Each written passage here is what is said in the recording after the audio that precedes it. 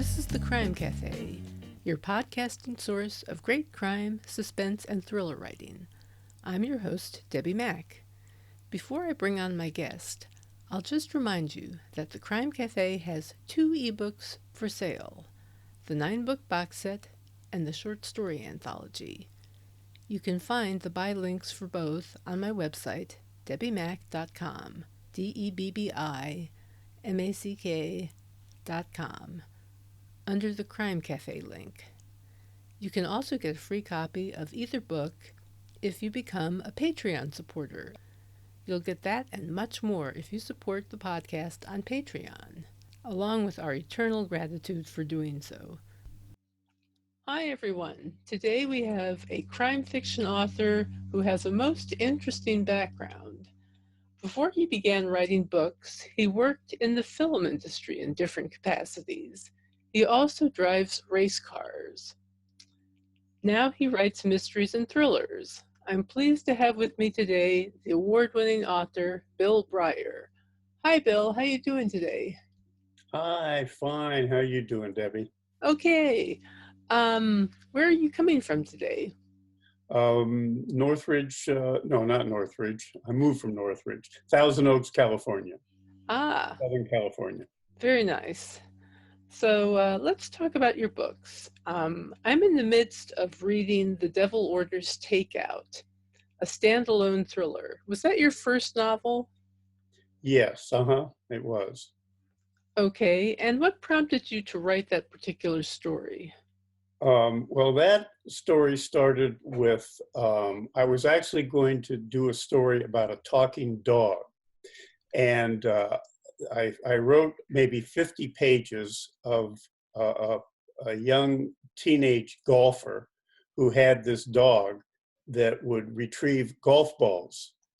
And after about 50 pages, I realized this was not working very well. So I scrapped it and started all over again. And I kept the character, the young boy, he was actually a teenager, and eliminated the dog, and the story went from there. Interesting. And can you tell us a little bit about the story? Sure. It has to do with a mob boss and a first-rate tax lawyer who get into battles, life and death battles. The lawyer had a son murdered, and in trying to seek revenge, he sought out this crime boss. Now, prior to this, the crime boss had come up and approached the attorney, asking him to settle an IRS case because he was being audited, and he knew that this lawyer was the best there is. The lawyer refused to take the case, and the crime boss was very upset with him. Later, the lawyer's son and wife get killed through circumstances, and there was a person who was responsible for this death, and the lawyer wanted retribution. Well, he bought a gun, but he lost his nerve. So he remembered the crime boss. He approached the crime boss and said, okay, I will do your taxes. You take care of rubbing out this person. And what happens is that the crime boss does do that, but now the man is indebted to the crime boss, and a lot of mystery and other things happen, and the son of the lawyer turns out to be a gifted golfer, and the crime boss threatens to kill the kid. He was only maybe 8 years old at this time because he was mad at the lawyer. So they're in the office, the crime boss's office, and he says, "You're going to get it hard, Bolt." You're not going to like it, but I'm going to kill your son. And the lawyer looks on the wall behind the crime boss and sees a picture of him playing golf with Lee Trevino, a professional golfer at the time. So he catches on that he likes golf. So he says, if you kill me, you'll miss out on making millions of dollars. Oh, yeah, you tell me how that's going to happen, the crime boss says.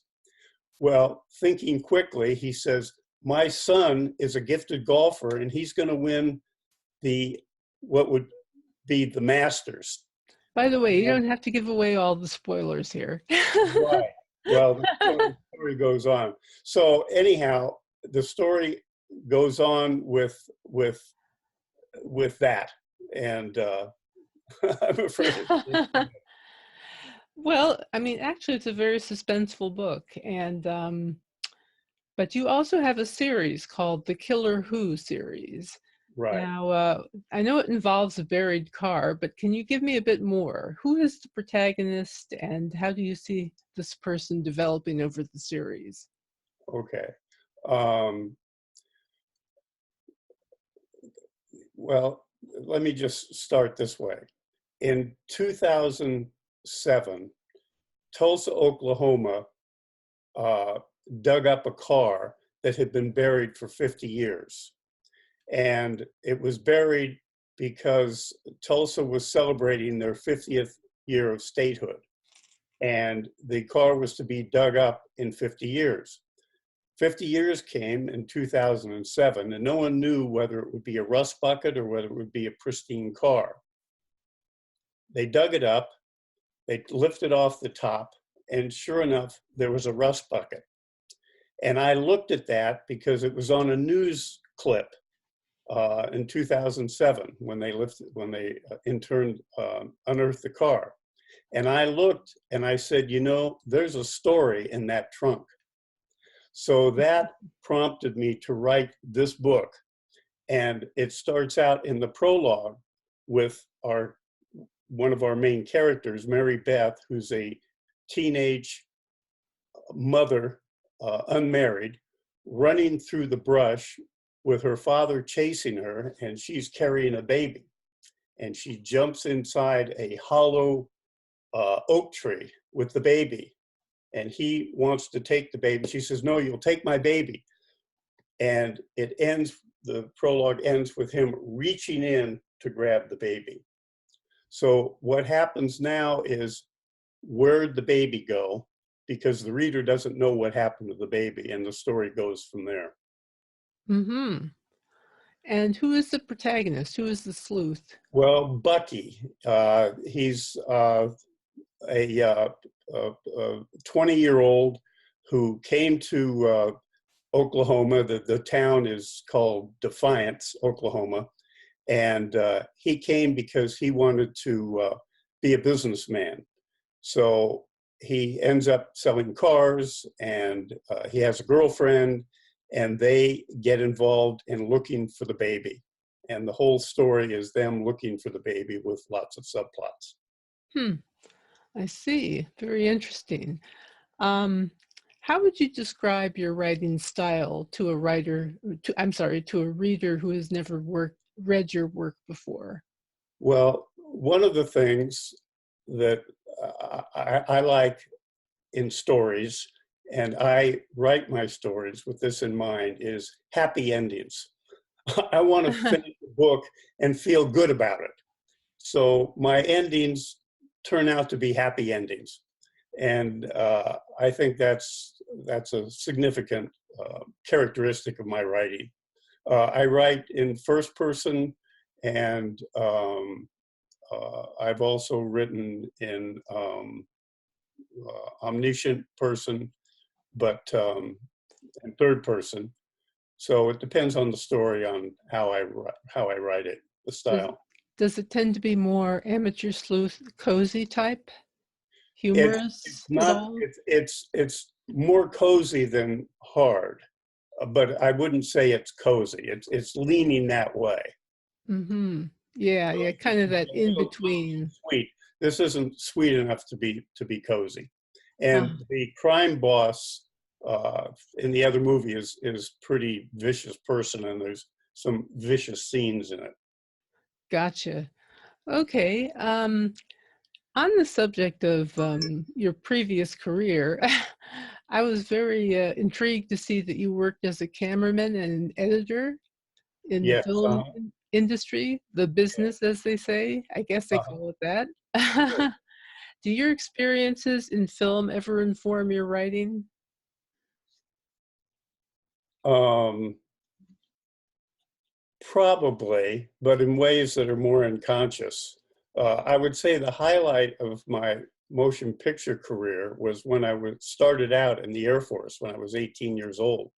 And I photographed President Kennedy the day before he was assassinated. And I was a combat cameraman. I flew in fighter jets during the Cuban Missile Crisis. And so I had a very interesting and exciting start as an 18-year-old going to the Air Force Motion Picture Camera School and going from there. And then when I got out of the Air Force, I went to Hollywood where I grew up and got into the motion picture business there and worked on a lot of movies, The Exorcist and Titanic, a lot of movies with special effects. Yeah, I was impressed with the movies that you've worked on. I was also impressed with the fact that you were on The Dating Game and you got to go on a date with Fanny Flagg. Yes, that's right. I was bachelor number one, and she picked me. It's the show is on my website, by the way. That's how I found out. Yeah, That must have been fun. that was fun. Yeah, a lot of fun. Hmm. I can just imagine. Do you have a favorite movie that you worked on? No, because I worked on so many, and doing the visual effects, you don't work on the whole movie. You just get certain shots to work on. So it's a very isolated kind of work. Like for Yes. instance, with Titanic, they had a big tank, and we had miniatures in the tank. So we would shoot those scenes, set them up, and shoot them. But we don't really do the whole broad scope of the movie. We don't see it in the whole thing until everybody else does. Yes, yes. Yeah, I can see what you're talking about. Um, with all of your cinema experience, did you ever consider becoming a producer? Um, no, director perhaps, but a producer is a little different job uh, description. I'm more hands-on, like for instance, the trailers that are on my website for the books. I wrote and directed and acted in some of those, and that was a lot of fun. And when I was in the service, we used to shoot training movies, and sometimes I would help with the scripts on those. Mm-hmm. I have to say your trailers are clever. I was checking them out. Um, what authors do you find most inspiring? Well, I'm rereading John Grisham. I love John Grisham. A lot of people say, well, he's not very deep, but he tells a good story. He's a wonderful writer. And I'm rereading one of his books right now. So I like him. Stephen King, of course. Um, a lot of my reading, honestly, is nonfiction. I'm more of a nonfiction reader than a reader. I never even read a mystery book until I wrote my own. That's Yeah, interesting. yeah. Why did you I read decide a to? lot. I read every day. I'm curious as to why you chose mystery as a genre if you never read it before that. Because, well, it was that the buried car, and said there's a story in there, and I just decided to write it.